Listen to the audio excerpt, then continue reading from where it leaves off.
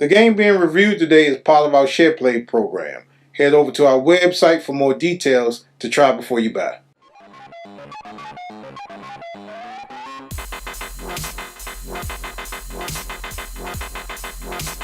Hello, everybody. Welcome back to WWCF. I'm MikeC. And I'm Fred Wild. And today we talk to you about some old good classic Sega Genesis. Now, this been came out a couple of times, but we're talking about the latest version of it. This came out on the PlayStation and on the Xbox. Okay. Didn't come out on the Switch. I don't know why. I'm surprised. Maybe it's because Switch got a lot of stuff going on. And I'm not sure if it came out on PC or not, but it may have. So many emulators.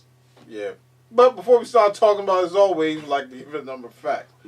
Mike, how many facts do you give Sega Genesis Collection? Sega Genesis Collection, I don't give it nothing because I didn't play it. Oh, okay. All right, but how many facts do you give? You know what? I'm in a generous mood, man. I'm going to give it a 5. You got to tell me why. I'm going to tell you why. Okay, tell me why. Now, this is coming from a person that don't like the Genesis. Yeah, you really don't. I don't. The sound quality on it is not superior to the Nintendo. So you had Nintendo, Super Nintendo, then you had the Sega Genesis. And the sound quality didn't get good on the Sega Genesis until the Sega CD came out. Right.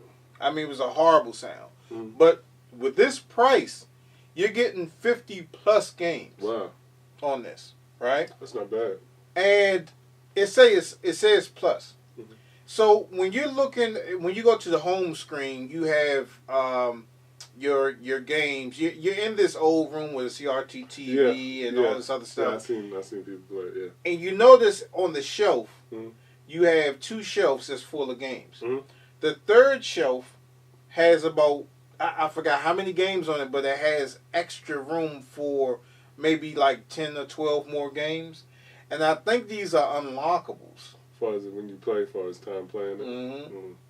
Now, I'm not sure, but it's not saying 50 games, it's saying 50 plus games on it. Okay. So 50 games for the prices they're selling it for is an amazing thing. You know, you have the iconic Sonic and Streets of Rage, you have Shinobi. I mean, just the list is some good games back in the day, man.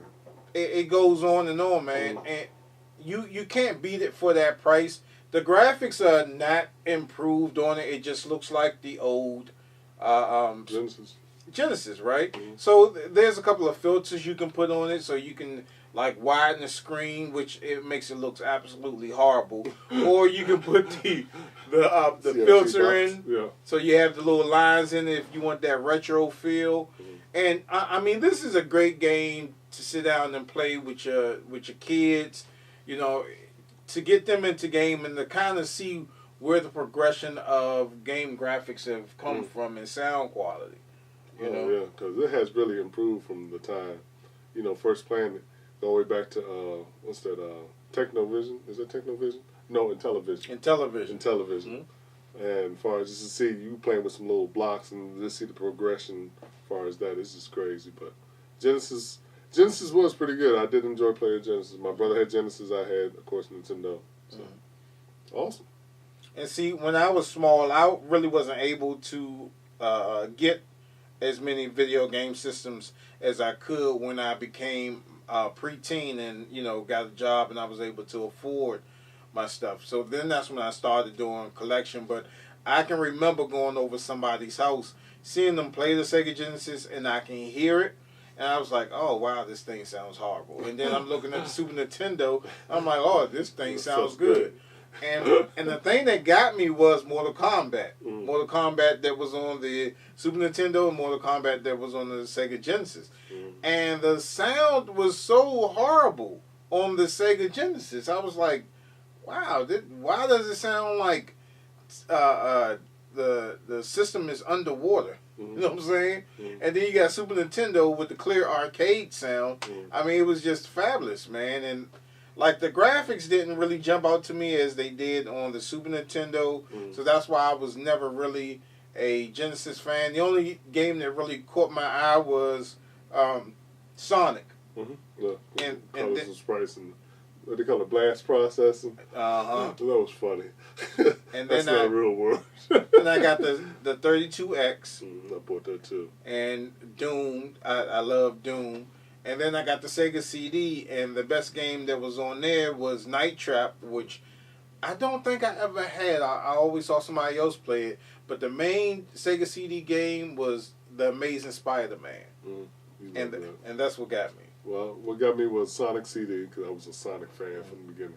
They gave you a game that came with a Super Shark, which was really interesting. I actually beat that game. But then they had like Eternal Champions as well on Sega CD. They had a couple of real good ones. Eternal Champions was freaking awesome. I loved it on Sega CD better than I did on the console. But they had the little cinematics and everything up on it. And I forgot about that one. Eternal Champions. That was actually a pretty good game, man. Eternal Champions. It was underrated. It was really underrated, but it was actually a pretty good, solid game, and I really enjoyed playing that. Some of these games that come out are way before its time, and then it doesn't get the exposure. Like exactly. Like I said, Night Trap. Night Trap was like it. It was awesome, but people didn't take to it because they didn't know how to take to CD games. You know what I'm saying? They were just so used to these 16-bit graphic games that when you had this realistic game come along, I guess they didn't know how to take it, so it didn't do as well. But then, like, when people started collecting games, and it was like, oh, man, I forgot about this. And, you know, I mean, it's even on the PSN store, because I got it, and it's an awesome game, man. There you go. All right, so let's give this a final verdict. Final verdict, Mike. Fred.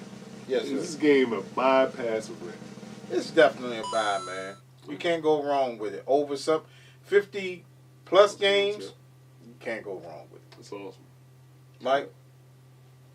I think I might get this junk. So I ain't got nothing else to add. So like always, you guys can hit us up at thagamersshow@gmail.com. That's the Gamer Show with an A. Don't forget to head over to our Facebook store page. We find low prices. Don't forget to hit us up on vTime. Don't forget to subscribe to become a Gamers Club member. Don't forget about donating to Patreon, if I said that right.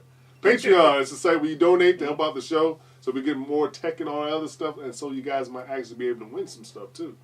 For those that donate and participate. Participate, you get something. That sounds pretty good. Got to, man. You gotta participate. And y'all just missed a big swag bag offer, man. Big swag bag offer. And please remember to like, subscribe, and follow all our social media networks.